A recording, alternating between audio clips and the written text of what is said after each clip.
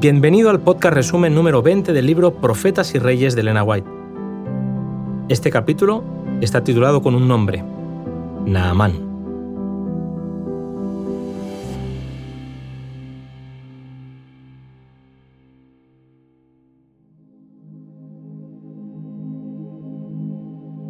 Siria había estado en guerra constante con la casa de Israel.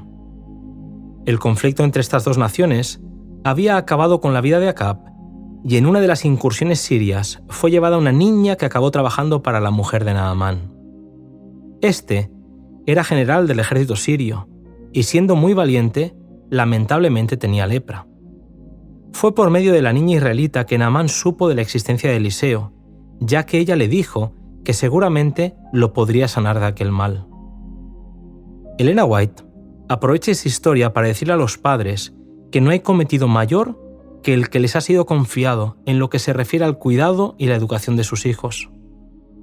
Son los padres quienes echan los fundamentos mismos de los hábitos y del carácter.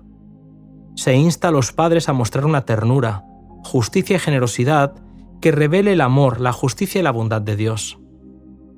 No sabemos en qué ramo de actividad serán llamados a servir nuestros hijos, pero todos por igual son llamados a ser misioneros para Dios, dispensadores de misericordia para el mundo. Han de obtener una educación que les ayudará a mantenerse de parte de Cristo para servirle con abnegación. Por la educación que había recibido de sus padres, aquella niña hebrea pudo testificar. Naamán obtuvo el permiso del rey y se fue en busca de curación llevando consigo muchos regalos costosos y una carta del rey sirio en la que decía: «Yo te envío a mi siervo para que tú lo sanes de su lepra».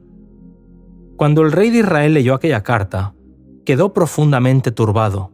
¿Cómo podría él sanar a un leproso? ¿Acaso sería una trampa para acabar con él? El asunto llegó hasta Eliseo, que le dijo al rey que le enviara a Naamán para que supieran que hay profeta en Israel. Cuando el general llegó con su gente y con su carro, el profeta le mandó decir a través de su siervo que fuera al río Jordán y que se lavase allí 7 veces para ser limpio de la lepra. Aquello enfureció a Naamán. Él esperaba una manifestación más gloriosa del poder de Dios. Pedirle que se bañara en el Jordán hirió su orgullo y se rebeló contra la idea de hacer lo que se le había ordenado. No estaba dispuesto a obedecer, pero únicamente la obediencia voluntaria podía darle el resultado deseado. Fueron sus propios siervos los que le animaron a seguir las instrucciones del profeta. Si éste le hubiera pedido algo más difícil, seguramente habría estado dispuesto a hacerlo. ¿Por qué no seguir las instrucciones recibidas? Frente a su orgullo, finalmente la fe obtuvo la victoria, y el altanero general se sumergió en el Jordán 7 veces conforme a la palabra de Jehová, quien honró su fe y le devolvió la sanidad. Naamán fue hasta Eliseo reconociendo al único Dios verdadero. Conforme a la costumbre de la época, le pidió que aceptase un regalo costoso. Pero el profeta rehusó.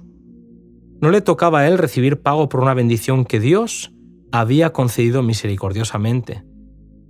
Naamán le dijo que solo adoraría a Jehová y que, aunque tuviese que acompañar al rey cuando éste fuera a adorar al templo de Rimón y se postrase, su corazón sería solo para el Dios de Israel. Eliseo lo despidió en paz, pero Giezi, siervo del profeta, pensó que haberle dejado ir sin aceptar sus regalos fue un error. Giezi había tenido la oportunidad de desarrollar el mismo espíritu de abnegación que caracterizaba a su amo. Sin embargo, codició las riquezas mundanales. Corrió hasta alcanzar al sirio y le mintió deliberadamente diciendo: «Mi señor me envía a decirte, he aquí, han venido a mí en esta hora del monte Efraín 2 jóvenes de los hijos de los profetas. Te ruego que me des un talento de plata y 2 vestidos». Gustosamente Naamán accedió a dar lo pedido, insistiendo en que Giezi recibiese 2 talentos de plata en lugar de 1 y 2 vestidos, y envió a sus siervos para que transportasen ese tesoro. Cuando se acercaron a la casa de Eliseo, Giezi despidió a los criados de Naamán y escondió la plata y las prendas de vestir. Cuando el profeta le preguntó de dónde venía, no tuvo problemas en volver a mentir. No he ido a ninguna parte. Pero Eliseo sabía y la sentencia fue tremenda. La lepra que había abandonado a Naamán sería la herencia de Giezi y de su descendencia. Salió de la presencia de Eliseo, blanco como la nieve. Solemnes son las lecciones que enseña lo experimentado por un hombre, a quien habían sido concedidos altos y santos privilegios. Su conducta pudo resultar en piedra de tropiezo para Naamán. Su engaño no tenía excusa. Hasta el día de su muerte permaneció leproso, maldito de Dios y rechazado por sus semejantes. Los hombres pueden pensar que ocultarán sus malas acciones de los ojos humanos, pero no pueden engañar a Dios. Giezi creyó engañar a Eliseo, pero Dios reveló al profeta las palabras que su siervo había dirigido a Naamán, así como cada detalle de la escena transcurrida entre los dos hombres. La verdad es de Dios, el engaño en sus miles de formas proviene de Satanás.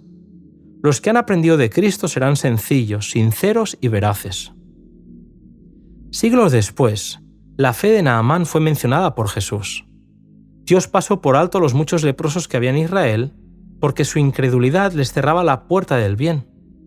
Dios obra en pro de aquellos que aprecian sus favores y responden a la luz que les ha dado el cielo. En todos los países hay ahora personas sinceras de corazón, sobre las cuales brilla la luz del cielo. Si perseveran con fidelidad en lo que comprenden como deber suyo, recibirán más luz, hasta que como Naamán antiguamente, se vean animados a reconocer que no hay Dios en toda la tierra, excepto el Dios vivo, el Creador.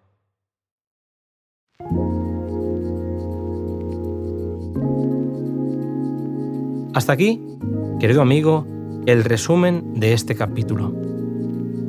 Acompáñame en el siguiente podcast cuyo título es Termina el ministerio de Eliseo.